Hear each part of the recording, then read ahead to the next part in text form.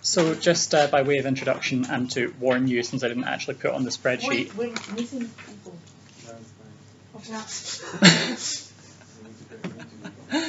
This is, I'm going to be talking about cryptocurrencies. So yeah, that's obviously a word that you'll need to know. Cryptocurrency, there's a couple of numbers, really only one or two numbers though. Cryptocurrency. The names of some of them include Ethereum and Litecoin, Bitcoin. You'll need all of those. I talk about the gold standard at one point, and a digital service called VIPS, which I'll explain. You just need to be able to pronounce it, really. So if we're all sitting comfortably, then start. So, afternoon everybody. I don't know if you saw that at the start of this month a news story broke which was quite an unusual one, which was that due to continued political instability in the country, the currency of Venezuela, the Bolivar, hit a new low, not just a new low for the currency itself, but a new global low overall, which is that not only did the Bolivar hit an all-time low of $1 to 8,493 bolivars, but that a fake currency used in the popular online multiplayer game World of Warcraft was actually worth more than the Bolivar, with a higher fake gold to dollar exchange rate. When I read this, I started thinking about the nature of money and how we assign value to things that might not have an inherent or intrinsic value in and of themselves. And that got me thinking again about cryptocurrencies, which is obviously something which is becoming an ever more current topic.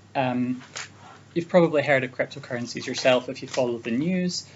Cryptocurrencies like Ethereum and Litecoin, and probably the most popular cryptocurrency, Bitcoin. You might have used them yourself if you're better at technology than I am, but if you're a bit of a technophobe, I'm going to try and explain a little bit the principles behind these currencies and how they work. Simply put, as far as I understand it, and I'm not an expert, cryptocurrencies are unique blocks or chains of code that can only be created in certain combinations. And the fact that these combinations, only certain ones are valid, is what gives them value. It makes them unique. It means they can't be replicated, and an online cloud system tracks when they've been used, so the same coin can't be spent twice by the same person without it coming back to them, just like a real coin can't. When a transaction takes place using a cryptocurrency, then the ownership of this block is transferred from one party to another via a digital wallet, just like a real coin would be, except there's nothing tangible to back it up. As I said, this currency is based on blocks of code with combinations which are valid and combinations which aren't. The number of valid combinations is finite. They're slowly being released into the market, but this means that at a certain point, all of the valid combinations will be in circulation, if you like, which is very similar to currencies based on precious metals, which most currencies were until after the war, when everything was based on the gold standard.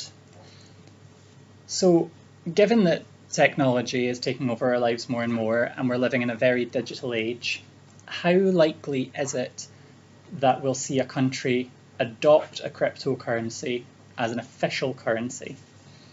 Bolivia might be tempted by the idea of doing this just now. Maybe it could adopt the World of Warcraft money. Maybe Catalonia will have to when it gets kicked out of the euro in 6 months' time. But more realistically, a country would have to meet certain quite stringent conditions, I think, for this to be a realistic prospect. The country would have to be very technologically advanced, first of all. It would have to have a stable political and economic climate, and it would need to have a framework in place that would allow cash to be avoided for any sort of transaction. Not many countries meet these criteria, but one of them does, and that is Norway. In this small Scandinavian paradise, cash is practically obsolete, actually.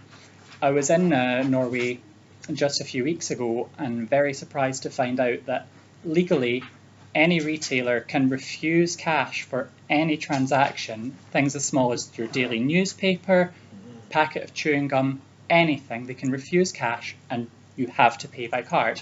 There are card readers all over the place. They even now have a system called VIPs, which is kind of like a pocket PayPal, if you like.